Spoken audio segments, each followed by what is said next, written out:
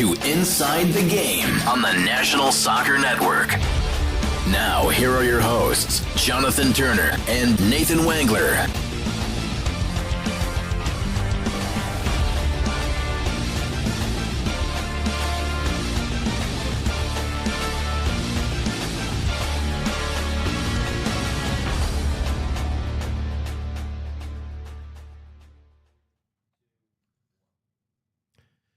Welcome back to Inside the Game, number 183 here on this Tuesday, November the 4th. I'm Jonathan Turner alongside Nathan Wangler, Ryan Glinsky, our producer. And apologies for yesterday. We'll dive into what that was all about here in a bit. But first off, Nathan, man, welcome back here. I know we had a long weekend. I didn't have a chance to really talk to you yesterday. I was a little preoccupied with some basketball in the morning. But how was your weekend, and how are things going? Good, man. I was talking to Ryan about it yesterday. I got the chance to step out and see a really cool matchup, international rugby matchup between Ireland and New Zealand, the All Blacks, who are notorious inside of the rugby community because all the New Zealand national teams, they all do the haka before they play their games. And so that's one of those things that, in terms of just being a sports fan in general, I wanted to cross off the bucket list. And so I got to do that inside of what they call the spaceship in Chicago, which it literally does look like a spaceship. If you look at Soldier Field from the outside, it is a unique build to it. Probably wasn't my favorite stadium in the world, but listen, there's just certain places that I want to go just to say that I've been. It's not nearly because I think it's the coolest place on earth. I just want to go just to say that I went. And so I was there, and the tailgate was awesome, and everything was great. I played rugby back in high school, so there's a certain beauty to that game that's really cool. It's really tight-knit community, and, unlike football, at least the way I justified it when I played in high school, It's like football in a lot of ways, but you don't have to deal with the politics. It moves in similar ways to like the way soccer moves. Like, it's constant. It just goes. The clock doesn't stop. We just keep going. There might be added time at the end, but it's like there's no such thing as stop and go and stop and go. It just flows, and everybody gets to touch the ball. And so I've missed the game for a while, but to get back in the atmosphere like that was pretty damn cool. So. And then obviously Hollow Weekend in Chicago, you can't go wrong there. Were you there the entire weekend, or just no, just that night. Yeah. But it was we went to the north side. Matilda's, by the way, was the place that we went. So like literally, and this is the thing that drives me nuts. I'm normally the most hyper aware, like overanalyzing person in the world. Like, I always want to know what's around me. I want to know what my surroundings are. I want to know where things are, who's around me. And I didn't even think to realize that Wrigley Field was 3 minutes down the road, literally a straight shot from where we were. So I wish I would have stopped by there because that's my favorite building in the U.S. But, it was the north side's always a riot. Always a riot. I the last time I was in Chicago was a couple of years ago for my birthday. I had a chance to go there in December and see it. I had not been there during the holidays. At least I can't recall growing up. Chicago, a beautiful city. It's I think it's the third largest city in America. I think New York is considered still number one. I think LA is 2, and then Chicago's 3. So somewhere in the neighborhood, 8 to 10 million, something like that in that city. It's a lot of people that live in the downtown area. And when you take the train in, you realize just how big it is too. You're like, this is like never ending. But yeah, I love Chi-Town. I got a special place in my heart for that place. Got a lot of family that grew up there. So I know I work for the Tigers, but wouldn't mind spending my days in Chicago too. Absolutely. We've got a good show here lined up. Ryan, I know you were. We're going to kind of dive into what happened here first yesterday. If you were here on watching the show yesterday morning, we had to dip out. Not we, Ryan and Nathan. More importantly, Ryan. And so, the reason why I mentioned on Friday that I would not be here yesterday because we had our first women's basketball game of the season, and it kicked off with a kids' school day, right? And so we were going to have 3,000 kids there, and it was loud. A lot of kids there. It was fantastic. from that perspective, but we get to the OU Credit Union Arena yesterday. I got there at 8:30. I walked in. I met with our production team. They were kind of getting the final touches on getting everything set up for the broadcast. We had some volleyball games over the weekend, and so we're just rearranging the cameras and getting them ready because basketball and volleyball require different coverage and angles. And so we were doing that. I actually walked in with the ESPN laptop. It's a graphics laptop. Walked in, set it down on the table, and I could hear our TriCaster. Now, for those of you who don't know what broadcasting lingo, a TriCaster is just it's a fancy name for a computer that does all the workload for a broadcast. You connect all your cameras into it, all your switching. It's very much like we do internally here, but it's a much more robust system. Anyways, this system is 18 years old, by the way. So we inherited a system that's pretty old. And we need a much newer equipment. But with that being said, I'm sitting there and I'm hearing this thing making some weird noises. And so Corey comes in and goes, And when you hear your technical director go, you're kind of like, well, what's going on here? So he's like, that's not right. That's not normal. I go, oh, okay. So what's going on? He's like, I have no idea. And so I let kind of Corey do his thing. I go back out to the court and kind of start to get myself prepared. I come back in and he's still going, in the room. And so Corey knows his stuff too. Yeah, Corey's in the big leagues, man. Yeah, Corey knows his stuff. And so he keeps going, So, we think it's a power situation. So we're changing out the power plugs on your computer can go out. Those things are designed. They have fuses inside of them. And if there's a short or something happens, those things are the first things to go in most cases. So we start unplugging and plugging some things in, and we're still going, and so at this point in time, we decided to start unhooking everything and try to get into the TriCaster and actually try to get into the computer, the shell, the case it's in. At this point in time, it's about 8:59. You guys are about to go live. And so I'm looking at Corey and going, Corey, I go, do we need to go to a plan B here? Because if this thing isn't working, we have a broadcast in 2 hours. We need to be on the air. Should I have someone bring a computer? At this time, Bianca's coming in, and she's like, do you want me to go back to the studio? I go, well, if you went to the studio and came back, we lose 30 minutes. At least if Ryan comes from the studio to here, at least I'm losing a half hour, but at least I have it here. I have an hour and a half to work this thing into the production. So so Corey plugs this thing in, and as he's plugging it in outside of the room, it starts to work. Legitimately starts to work, but we don't have it connected to anything.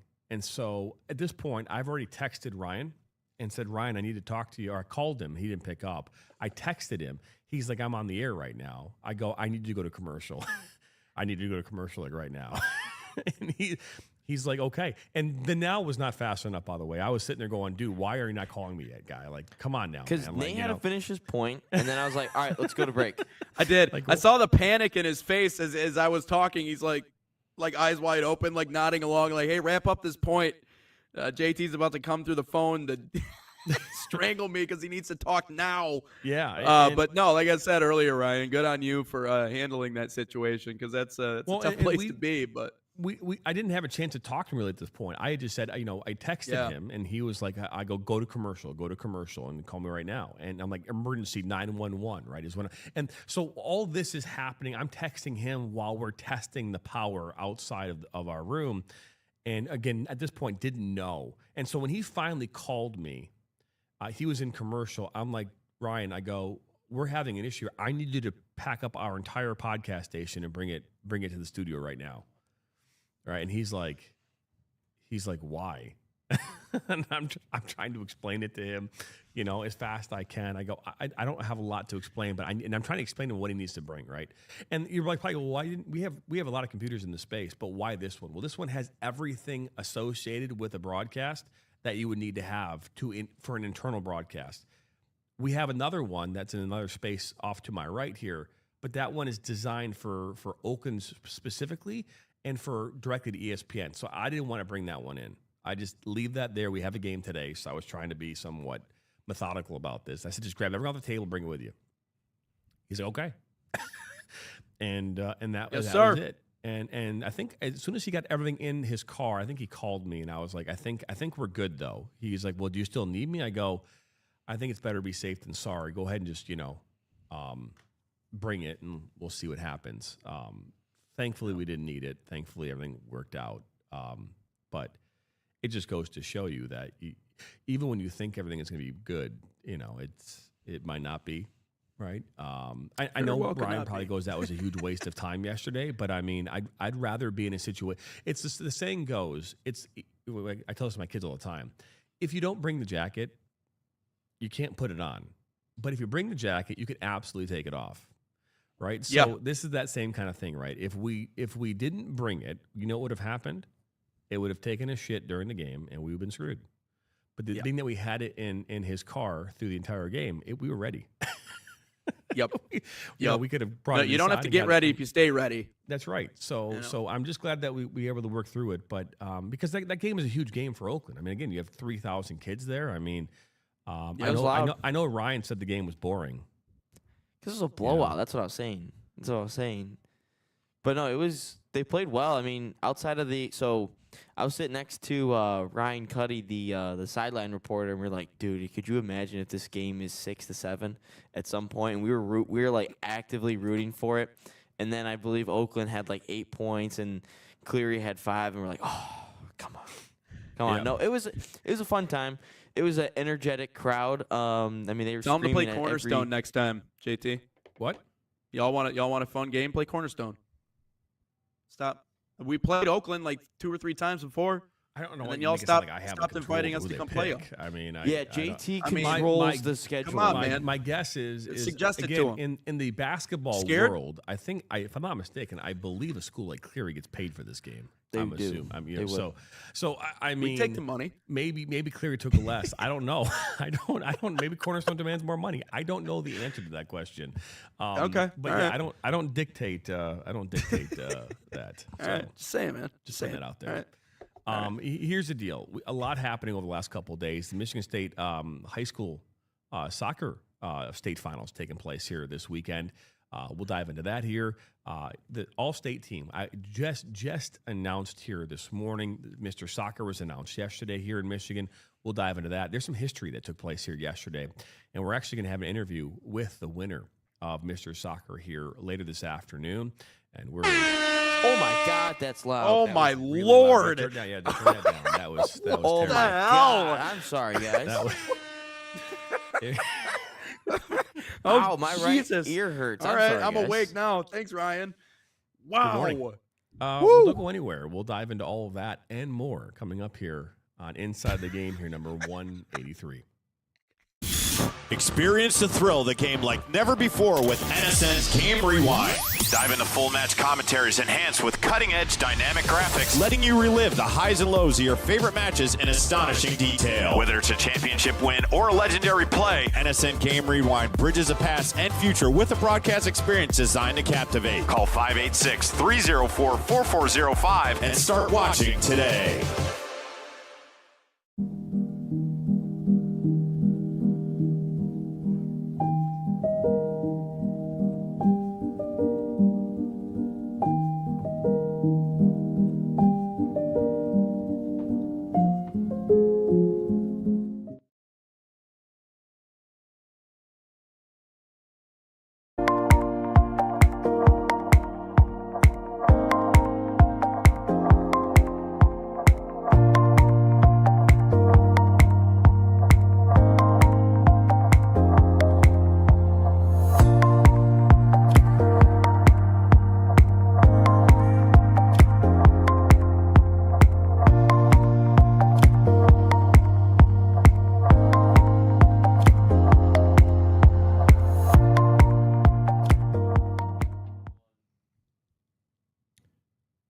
Welcome back here to Inside the Game on this Tuesday morning. Jonathan Turner alongside Nathan Wengler, Ryan Glinsky, and we're excited to have you back here as we are getting ever so closer to number 200.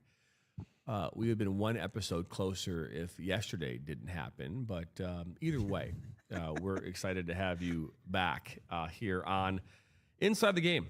And but with that being said, a lot happening here in Michigan over the weekend. Again, the Michigan High School Athletic Association, MHSAA, state finals taking place. We had some history in there as well. Again, if you want to check out all the stories related to this weekend, you can check those out on our website, nationalsoccernetwork.com. Where we have news stories for every single one of those games currently on the website. But let's take a look here at who won Division I here this weekend. I think we have them whatever order you want to do it in. But yeah, Portage Central winning for the first time in program history. Both teams, they played Ann Arbor Huron. That game went all the way into penalties, by the way. I think it was 0-0 going through 80 minutes. And then ultimately with overtime and penalties. And, we'll talk about what the history was in regards to a player on this team. But Ann Arbor Huron and Portage Central both battling it out. And ultimately, Ann Arbor fell short. Portage Central gets the win, their first win in program history. They were the number one ranked team, according to Michigan High School Coaches Association, the entire season, from week 1 all the way through the end. They finished, I believe, 24-0-2, undefeated. 19 shutouts along the way. Think about that, too, defensively, right? 19 shutouts in 26 games. It's like my Arsenal Gunners right now. That's impressive. It's like my Arsenal team right now. Just clean sheet, clean sheet, clean sheet. That's wild. right. Yeah. But then we look to Division II and more history, right? More history. De La Salle and the Pilots, back-to-back champions. They won it last year. They won it this year. And who they beat? They beat Hudsonville Unity Christian, right? And so a team that's been strong over the year, but De La Salle getting their seventh state championship in school history. They did it behind and off the back of Andrew Quarter, a phenomenal player who had a season high. I believe he had a record year this year, over 37 goals scored, which was a single season record for De La Salle. Andrew Quarter was on the Dream Team last year. I believe I'm looking to see if he made the Dream Team this year. Go back here and double check that. See if they actually put the Dream Team out this year. They did. Yes, Andrew Quarter, Jr., made the Dream Team. A forward, again, Division II. One of only 2 players from Division II to make it to the Dream Team. And, Andrew Quarter, a phenomenal player. And they still, my understanding is De La Salle brings back 9 of their 11 starters from this season back next year. Ooh. That's impressive. Yeah. You might be saying, hey, why are you guys talking about Michigan only in this? Well, first off, we're located in Michigan, so I think it's important to state that, number one. And then number 2 is, hey, I'll cover every state in the union. We know Indiana had their high school state finals this weekend as well. A lot of, I think Ohio did too. So we're absolutely going to continue to talk about this. There's a lot of things happening in the NCAA land. We'll get into that as well throughout much of this week. Take a look here at Division III. What happened in D3? Country Day. They won it again. This is a team that I think was there last year as well. They fell short to in Division III. I think they fell short to who did they lose to? Hudsonville Unity Christian. I think they lost 2 last year in Division III. This is their 16th state championship. It's a record. 16 state championships in history. Country Day is always in the conversation for winning state championships. This is another one that they are hoisting that trophy. Steve Bossert, also the president of the Michigan High School Soccer Coaches Association. And, but they are the D3 state champions. Country Day lost in 23 to Hudsonville Unity Christian. They lost in 23. Who'd they lose? Was Notre Dame Prep that's Division III then? Yeah, Notre Dame Prep won it last year. I'm thinking that Notre Dame Prep was the next Division II. So they're Division III. They won last year in that same thing. Thank you. I've gone to a number of these state finals over the years, so it's all kind of like locked into. Blurred in one? Yeah, blurred into one. The size of the tie on that one guy wearing the suit is massive. I don't think I've ever seen a tie that big, unless he tied it that way intentionally. I'm just saying. I'm just pointing that out. But yeah, you're right. Good on those boys. Yep. Let's take a look here at Division IV, where we saw University Liggett was in the final with David DeWahey. We watched them win the Catholic League final here a few weeks back. And you see Leland here where they battled it out. And that game went into a shootout as well. Leland coming away with that victory in penalties. I mean, it's just, again, That's a great way to do it. Yeah, and keeping in mind that a number of years ago, I think I talked about this, maybe not with you guys, but in the past, there were not shootouts for a number of years here in Michigan with the MHSAA. It used to be, again, earlier in when soccer first started became a varsity sport in Michigan back in the early 80s, early to mid 80s. Yeah, you would go to a shootout. Yeah, you could win that way. And then there was some point in time, I want to say it was probably right after 1995, 1996, the MHSAA had said, nope, we're not going to do that. What had happened is a player had gone up, taken a shot, missed it, and then ultimately, I believe, took his own life as a result of missing that shot. And they're like, hey, we're not going to do this. We're done with this. You could do shootouts to get to the state finals, but then you couldn't do a shootout in the state finals. And we actually had back in, I would say, 2003 was the first time in history that we actually had dual champions that ended in a tie. It was like De La Salle and I don't know who they played, but maybe it was like a Brother Rice. But yeah, they tied each other in a final. First time in history that ever happened. But Leland here getting that Division 4 championship, and there are your state champions. I talked about history being made. As a former goalkeeper, I can say this is pretty cool. In the 50 years of the Michigan High School Coaches Association, Mr. Soccer, there had never been a goalkeeper ever selected for that award. And the reason why is pretty obvious, right? Typically that award goes to the best player on the field. And how often is the best player on the field not a forward? Person who's scoring goals for you. Yeah. And so, you could probably even argue that maybe there's a little controversy in that pick. 50 years. It took 50 years. Is this goalkeeper the best goalkeeper to ever suit up? I mean, the argument could definitely be there. So the Mr. Soccer, we announced it yesterday on our platform. There it is. Gunnar Thornhalsen, 24-0-2, 19 shutouts. He's 6'8". Is this goalkeeper from Portage Central? Ooh. And 1 inch away from perfection. I mean, just unbelievable. Again, he came up huge during the state final. Again, leading to his team to victory. They said that without Gunnar in goal, this team would not have had the success that they had. Sometimes it takes a special player between the pipes that will get the job done. Gunnar Thornhalsen is the first player in the history of the state of Michigan to ever win Mr. Soccer as a goalkeeper. And rightfully so. No, he deserves that spot, and he's got a bright future too. Because if you're 6'8" and you can move how he does, that's the big difference maker. Size is one thing, but people think you can just create something out of nothing when it comes to size. You see someone that's maybe vertically inclined, and you're like, hey, we could turn him into something special.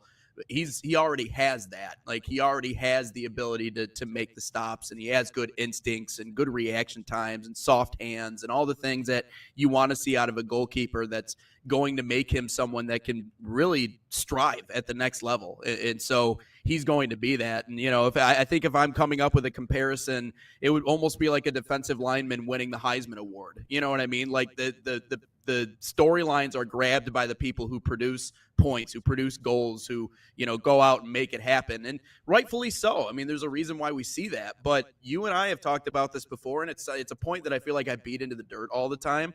But if you have a great goalkeeper, that alone can win you not only games, but it can win you championships too. If you have that a goalie that can do what he's done, there's a reason why they were as successful as they were. So yeah, it's for the history component of it. That's really cool, and I'm really looking forward to our conversation with him.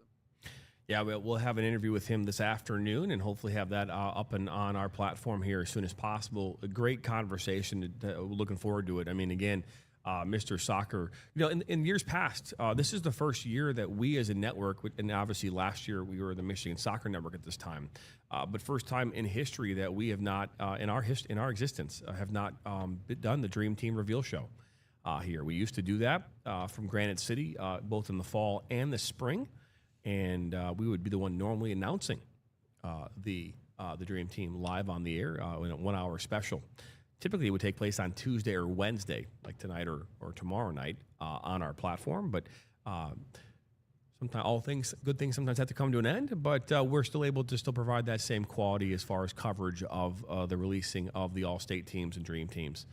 The All-State have been announced as well for all 4 divisions. That will be published throughout the day today on our website and all of our social media platforms, so keep an eye out for that. We'll continue to provide that coverage across the country as those continue to make their way into the public forum.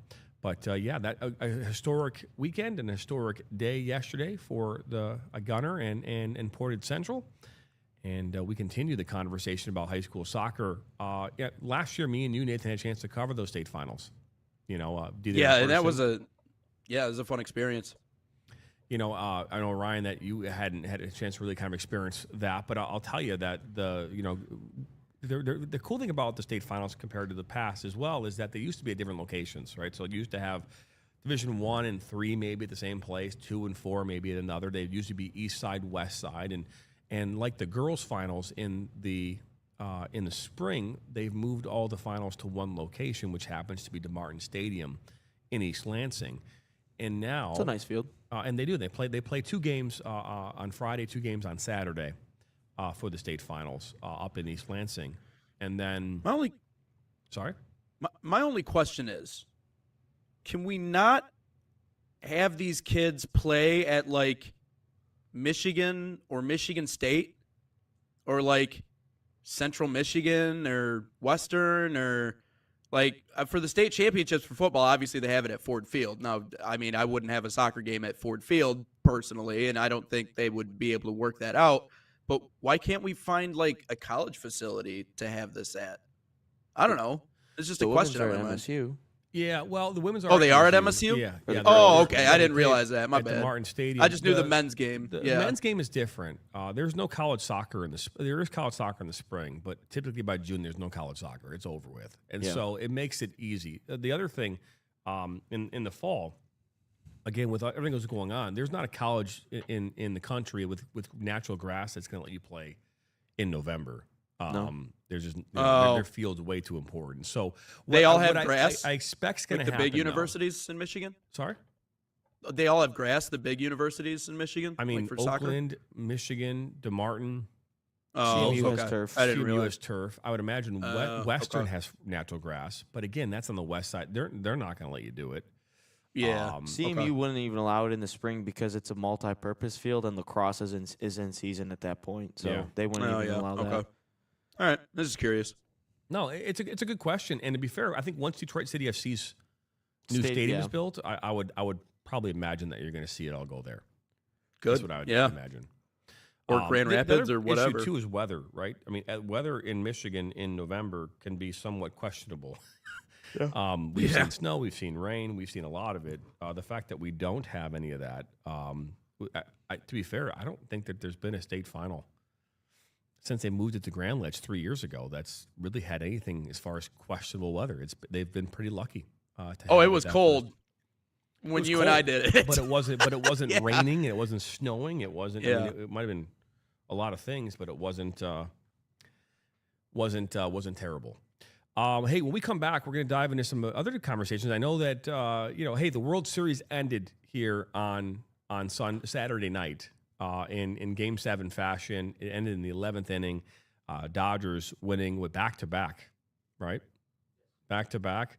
Now they're looking to obviously go back-to-back. Number 9. They've won that thing like, 3 times in the last 5 years? I think 6. Yeah, 3 and 6. They're 3 and 6? Yeah. It's 9 total World Series titles. It's pretty remarkable what they've been able to do. And to be fair, I think everyone in this country, for the first time in history, was rooting for a Canadian team.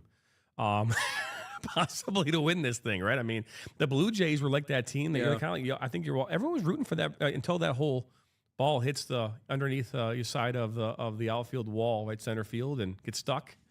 They say that's the most controversial call in baseball. It looked pretty obvious that it got stuck, but maybe we should talk into that as well. It's not controversial at all. Well, there was some. I think that's a ground rule double. People all out day. there would say that there may be some controversy behind that. I don't. I mean, again, when the ball gets stuck, it's a ground rule double. It's always been that way. Hey, I just know I saw a headline that said controversial call. That does in the Blue Jays.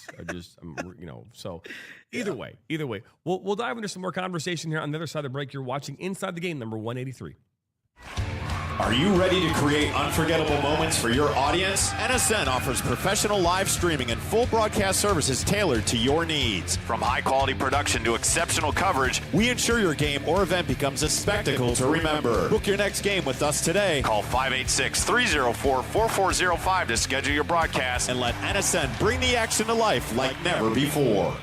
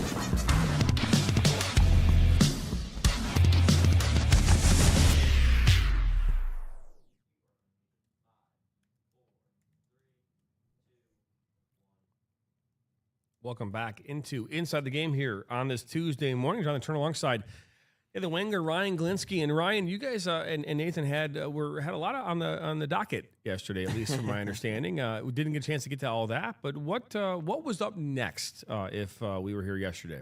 We didn't get to really anything. It was just Shohei Ohtani was the only thing we got to. I would say up next at that point, what were we going to go to next?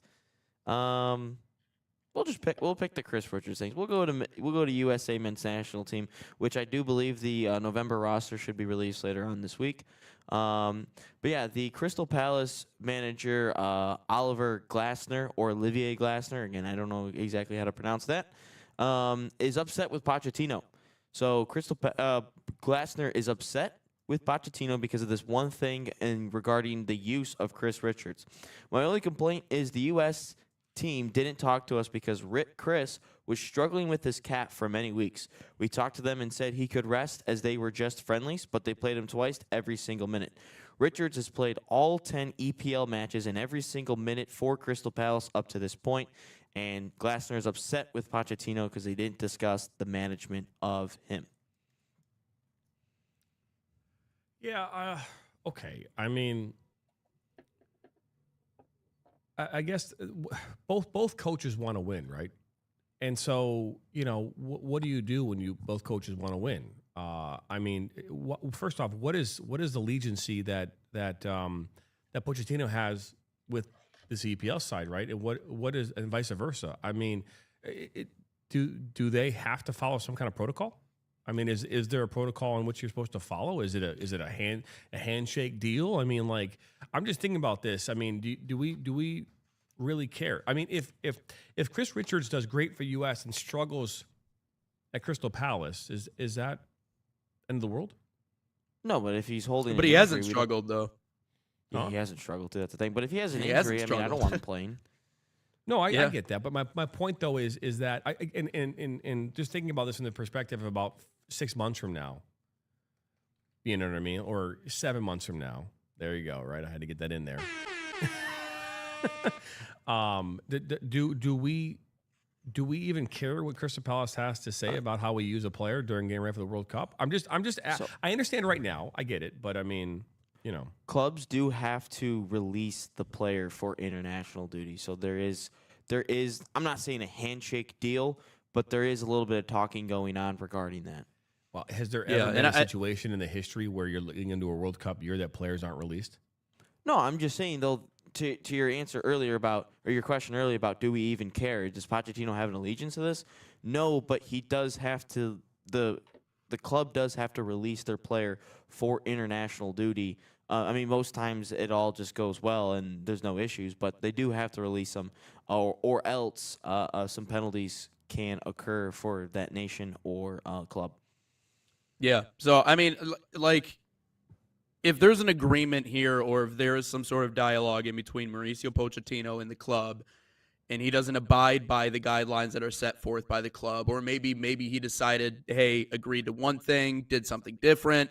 Of course, I think Chris Richards and what he wants out of this also should be factored into the mix too, right? I mean, he's his own man. He's, I would imagine he would get some sort of say in how much he wants to play. Then maybe there's some sort of argument here. But what is troubling to me is that, number one, we've already established that he's not struggling with his club. Like, he's been having an outstanding season so far with the club. He's played in every single game. There hasn't been a lack of production. If he has a nagging injury, or maybe he's been having pain after games, or maybe he's, hamstrings are weird, and I'll admit, sometimes they can come around and start to nag, and they hurt more at certain times than others. Hamstrings are just one of those things that are really hard to get away from, and they can lock up really quickly too. It was a calf, not a hamstring. Or calf, my bad. Calf. Same thing, though. I mean, that's just one of those things. Sometimes it just nags you. But if that's the case, and if it was bad enough, there would have been some sort of sign in the way he's playing with the club. Like, there would be some sort of backtracking, or maybe he's not as productive. But what are we freaking out about that he's played in every single game, and he's played at a high level, and now he wants to play in every game for the U.S. because he wants to get ready for the World Cup?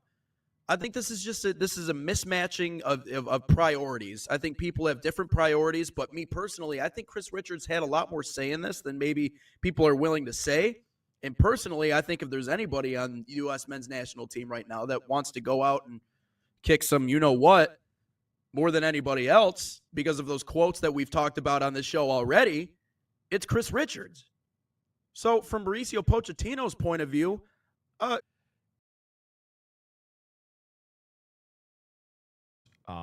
again, in the whole big picture, I understand why coaches are concerned, right? I mean, because again, Crystal Palace doesn't give a shit about the U.S. men's national team and how successful they are. Okay, yeah, because if this coach goes on a 7-game losing skid, he's going to get fired.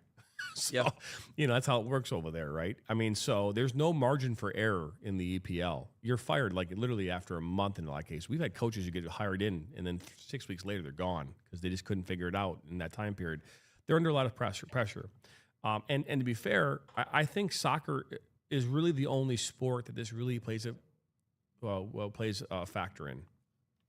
You know what I mean? You think about other sports. I mean, there's not another sport which you're really thinking about this on any level. I mean, yeah, you've got the NBA. They have an international game, but those everyone's on break at that point in time. Same thing is true in hockey. You're right. Everyone's on a break. They typically have these little so this soccer is the only one. It's a very unique environment, and so I get it. And you want to be successful.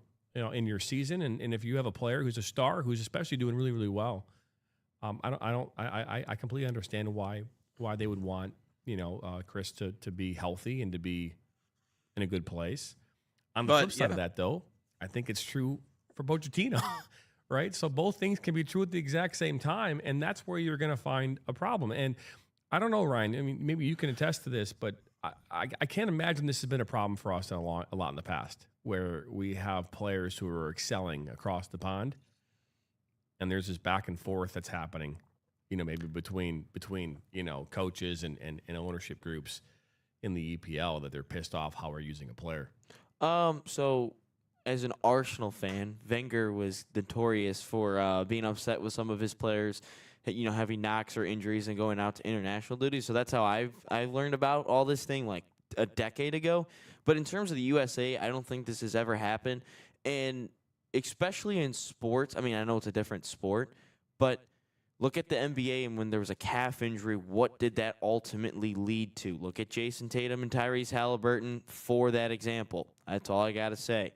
And I think a calf injury is definitely something that, is taken a little bit more seriously now because of, maybe they don't pay attention to basketball. Maybe it's happened in soccer. But a calf injury is a little bit more serious nowadays because of what it can ultimately lead to. And what I'm talking about is an Achilles injury. And for Crystal Palace, right now, I don't even know where they are on the table, but they've been doing pretty well recently. In Crystal Palace, they're ninth right now, so that's better than normal. But they have a really good center back partnership, and that's one of the most critical position groups in the game of soccer. And Richards and Mark Gahey have been phenomenal all year long, and they've only given up 9 goals in 10 games, which is impressive for Crystal Palace. And I think just what he's upset about is, there wasn't that little bit of communication. He didn't want it overused, and what he said was, it's just friendlies. And if it was a World Cup qualifier, that's a little bit different. If it's a Gold Cup, if it's a World Cup, Copa America, it's a little bit different. But at the end, that's just what he's getting at. I mean, he's got to protect himself in the end, like the way Pochettino has to protect himself. But at the same time, I mean, I don't see a massive issue with it. The only issue that I have is if Chris Richards is holding this calf injury for this extended period of time, I don't really want him playing then in these friendlies, just because of what it can ultimately lead up to. And we have bigger things, like Nate said, bigger things on the horizon. Yeah. I think it's funny that manager says it's just a friendly, and this is the same guy that said F a friendly once upon a time. So yes, I just think that's a very funny dynamic between those two. But that's a good point, man. Yeah, I didn't even think about that, because calves can, and once you get an Achilles injury, like that's one of those ones that like you could come back or you couldn't. I mean, I think about it the same way as like baseball when you tear your UCL. Like, I mean, it's not like that's bad. So it also might be in our best interest to make sure that we don't run them out there for every single minute of every single game. So that's true. That's true. I'll admit to that.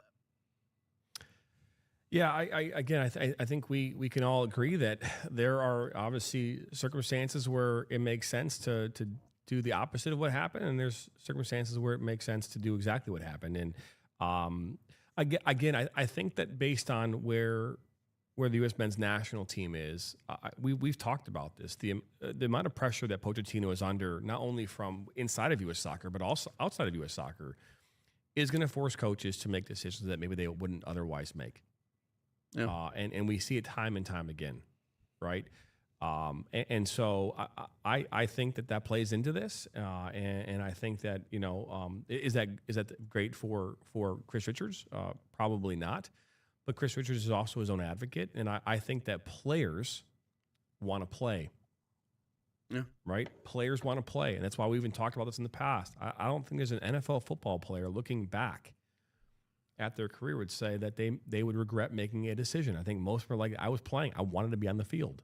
I wanted to be out there, regardless of what was going to happen to my body. Now they might go, I wish I was in less pain now. But, I mean, they it's the reason why load management is what it is now. I mean, it's they take it to an extreme, but yeah. Yeah. So I completely understand it. And yeah, but hey, I mean, time will tell. Time will tell, right? Yeah. What else we got, Ryan? This one's just kind of interesting. This one just happened as of 15 minutes ago. And this will ultimately turn into a question for you guys, a personal question. So Real Madrid, Liverpool playing each other right now, or will be playing each other later on today in the Champions League. And Trent Alexander-Arnold just had his mural in Merseyside in Liverpool vandalized that says "Rat" on it because he ran down his contract and left Real Madrid for a cheaper price.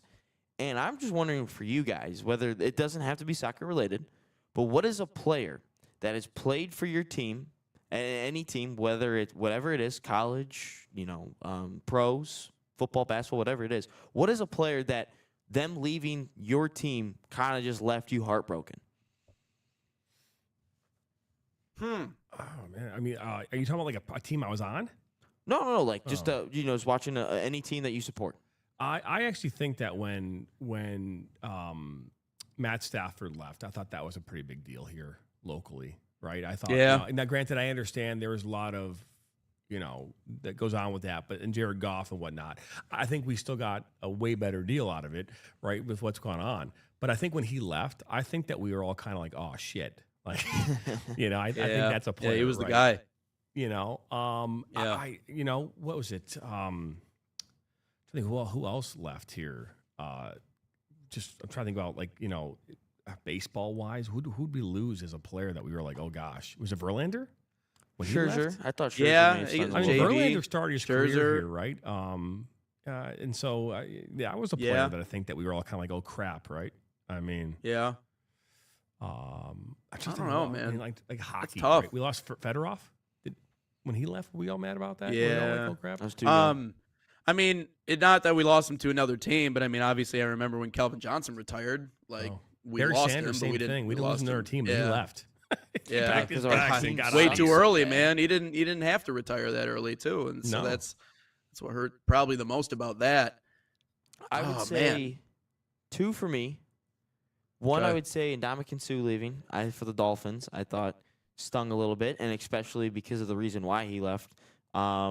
It wasn't even a personal thing. It was simply money, and Miami and that all better than us. And it was a business move. He wanted to boost his brand.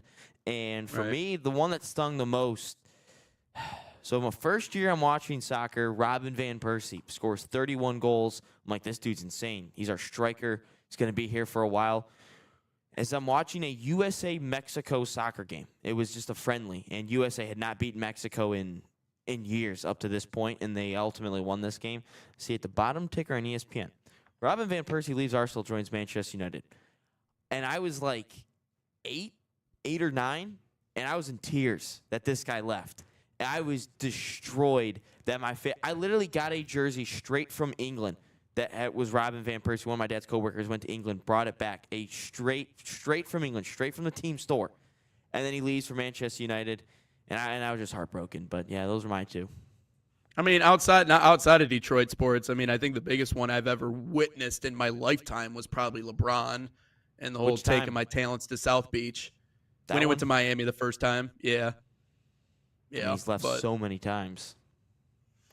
Yeah, second time around, I think they were okay with it. He brought back the first title to Cleveland in 5 decades or whatever it was. So they were like, you're good. Yeah, you did what you needed to do. You can leave now. But yeah, that was probably the biggest one, non-Detroit wise, that I can think of. But yeah, outside of that, I don't know. Detroit's not. Typically, they leave Detroit and then they become superstars. Yeah. And then you're like, oh, crap. Like, he was on our team once upon a time. I remember that guy. Like, Castellanos leaves and he becomes Nick Castellanos, who's another great example of a Detroiter that left and became great. I don't know. There's And has an probably a bunch iconic of them, moment in but- sports history. Exactly. Anytime there's a Well, when disaster, Jerry let's just hope Harrington he's not left, up the I thought bat. that was going to be. I thought he was going to excel. Joey Herring? Oh, Nate's guy. Get off me about Joey Harrington.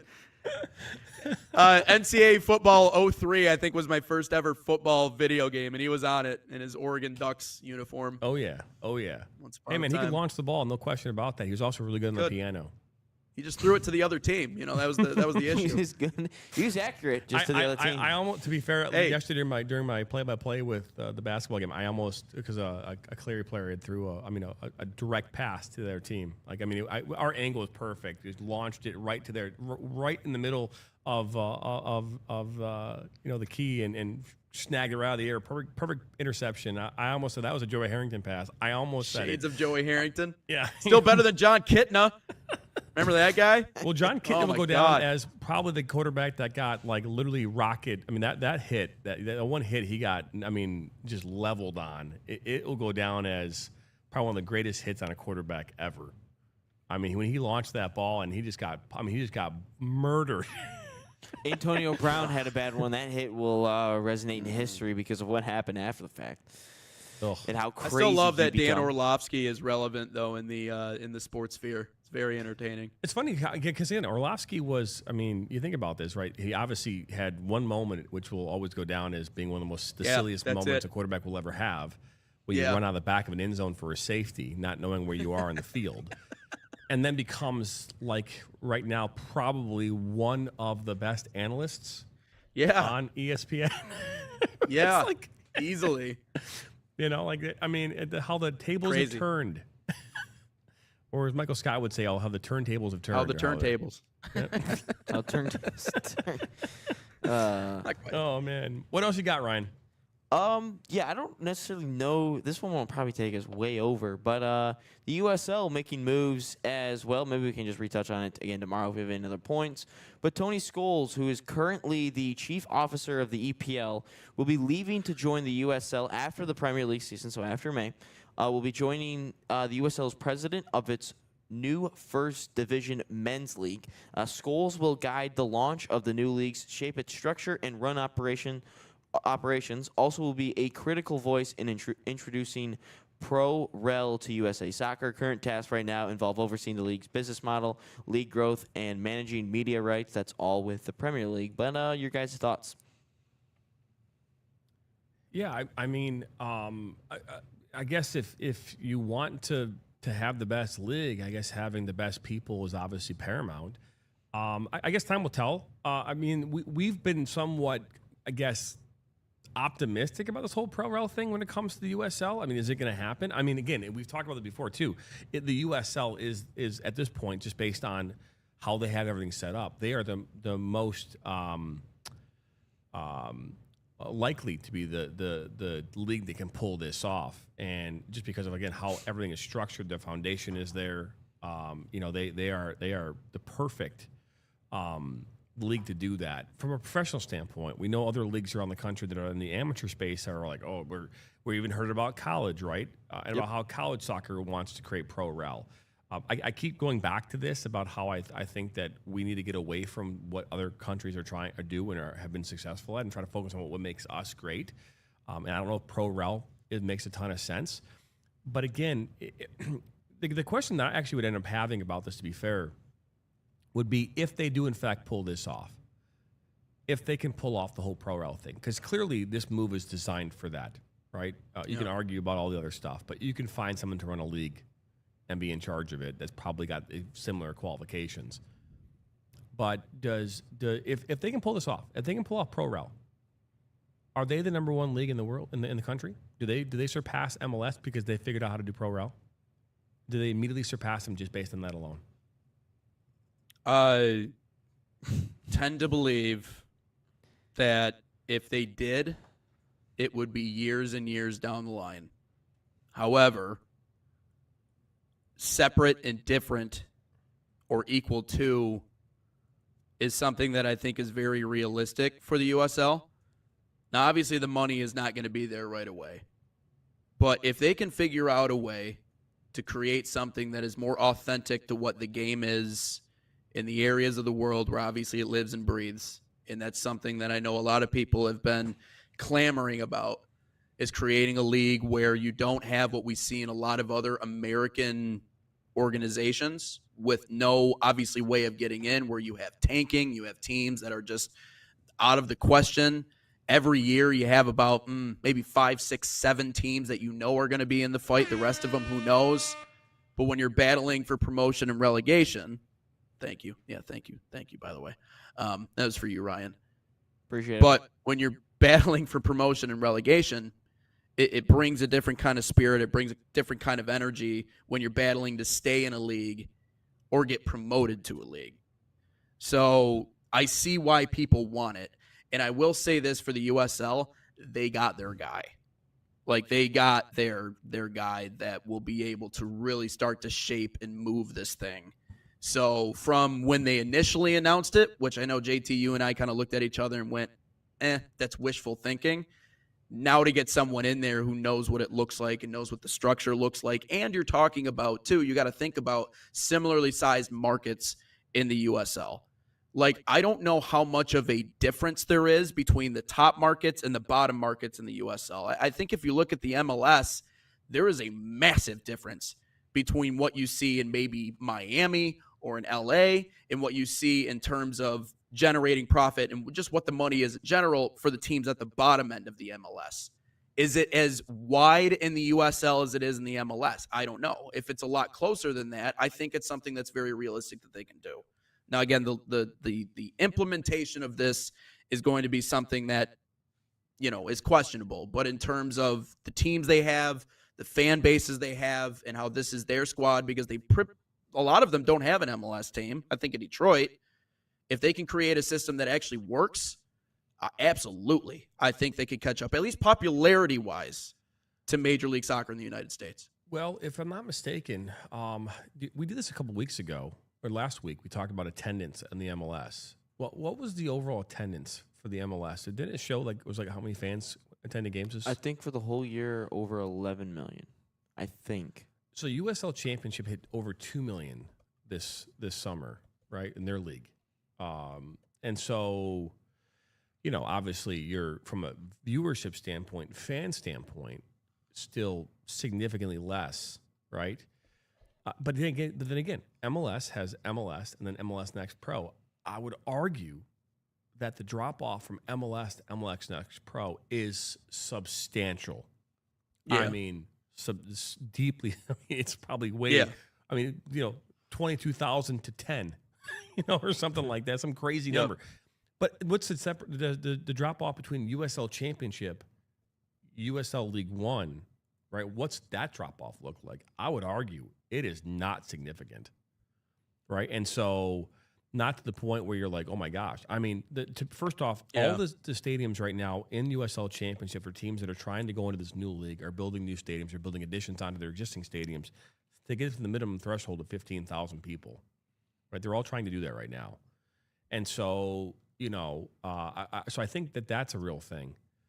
But again, from top to bottom, Championship, then this Division One, and then to League One, that's 3 leagues, all which are the perfect size to pull it off. And to be fair, I would argue you get aside the Champions League, you got obviously the Premier League, right? You start going down to like Division 3. I would probably say that from Division 3 in Europe or England to like Division 6, probably pretty close to what like USL is, and that all the way top to bottom.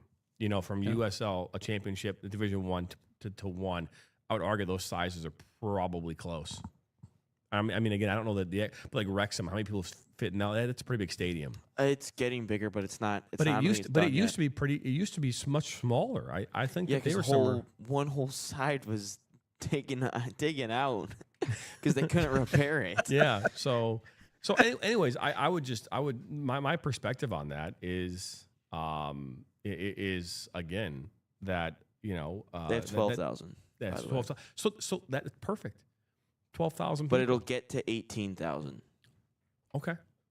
So again, I would say that Division 3, probably through Division 6 in Europe, is probably going to be the equivalent of that of the USL a whole hierarchy and their foundation. By the way, Jimmy Cole hopped into the comments for the first time in a long time. Sol Campbell from Spurs to Arsenal would. Yeah, no, that was fine. That's a good move. That's a good move. That was his conversation. Ryan loves that one. It's a good move. The whole fan base hates him, but I like him. Well, there you go. What's the question of the day? I had to call an audible on question of the day. Why is that? Because you just asked it. Yeah, you asked it. So I did an audible, but it's a fun one. So, thanks. What was my question? Because I've asked a bunch. So. The question was, can the USL surpass the MLS? Surpass the MLS? Yeah. Oh. Okay. So thanks, John. I called an audible. So we're good. We went on the fly. To be fair, though, we did not talk about what the question was. I am not like given the question, so no, but that's the whole point of question of the day. But I'm unlike Jared Goff. I call audibles and react quickly on the fly. Jeez. And we're inactive on TikTok, but all the other streams are live, so we should be fine for the time being. But before we get into question of the day, Salt Athletic, the official sponsor of us here at the National Soccer Network, use promo code NSN15 to save 15% off. Visit saltathletic.com today or scan that QR code. But question of the day. Because we saw a questionable one on Sunday. What is the worst call we've seen with the Lions ever? Honestly, I want to know how we go from pass interference, Dallas Cowboys. Oh, I was going to say the catch but no catch, Chicago Bears, Calvin Johnson. The process of the catch. That's a regular season game, though. We were chasing down the first playoff win in a billion years. Yeah, but I actually think that one, the process of the catch, I hope that whole, and to be fair, there was another situation in that same season with, was it Michael Irving? Not Michael Irving. Oh God, who was there? Was it Golden Tate and? Thought it was Des Bryant against the Panthers. Same thing. That was after the didn't complete the catch. The process. That was the exact game. That was the next game for the Cowboys after the flag got picked up. That was the exact game right after in the Yeah. Packers. Was that the same season with the completion? No. it wasn't. I was gonna say the Lions still sucked at that point. Yeah, I was gonna say because that game didn't matter in the end. But yeah, the game did not matter. But that whole thing, that was one of those games where you're like, because they actually would have won that game. They would have gone 1-0 to start the year. Yeah. So there you go. For me, I just thought it was hilarious. Was KJ Wright batting the ball out of the back of the end zone and then just giving a touchback to the Seahawks? Like, again, the game ultimately did not matter for the Lions because I think they started off the year like 0-5 or 0-6 or something, and they sucked. But the fact that Calvin just fumbled the football, KJ Wright just bats it out, which should be a safety, and we get the ball back again after the punt, they're like, nah. We'll give the Seahawks a touchback. No, it's fine. Like, what? What are we doing here? Yeah. Well, it's funny because, this whole thing that happened here a few weeks ago at the Chiefs when they, Goff caught that touchdown pass. And then the refs are like, well, we got a call from New York, and then Campbell's like, no, I talked to them. No, that didn't happen at all. Like, there was no phone call in from New York. Like, wait a second, what does that even mean then? They can't have the Chiefs. They couldn't have the Chiefs like 2-5 to start the year. That's just not allowed. To each their own. But well, it's a good question. I'm still curious how we went from how does the MLS surpass or USL surpass the MLS to what the Lions this weekend. I thought that was just because the whole Ryan had a Campbell, quick audible, man. I mean, that was like Jack Campbell sacking J.J. McCarthy, and all of a sudden that's like unnecessary roughness. Hutchinson gets blocked in the back, but his leg hits J.J. That's all unnecessary roughness. Oh, yeah, no. And then we were talking about the Lions for a little bit of a second, and I was like, let's just throw it up there. It would be fun. So it was a fun question of the day. Thanks, John. Thanks for making me audible. Hey, keeping on your feet, my God. That's the whole purpose, right? Yeah. Challenge. Well, hey, we appreciate you stopping by here today for number 183. Be back here tomorrow for 184 on Inside the Game, and we're excited, obviously, about that. But for Ryan Glinsky and Nathan Wenger, I'm Jonathan Turner. Don't forget to subscribe, like us, and share this with your friends and family. Check out NationalSoccerNetwork.com for all your soccer news here from around the country, including things here locally in the state of Michigan, as well as check out NationalSoccerNetwork.tv, where you can find us on your Roku, as well as on any browser, phone, you name it, you can find us. Anyways, that'll do it from us here on Inside the Game, number 183. Be back here tomorrow morning, same time, same place, right here on the National Soccer Network.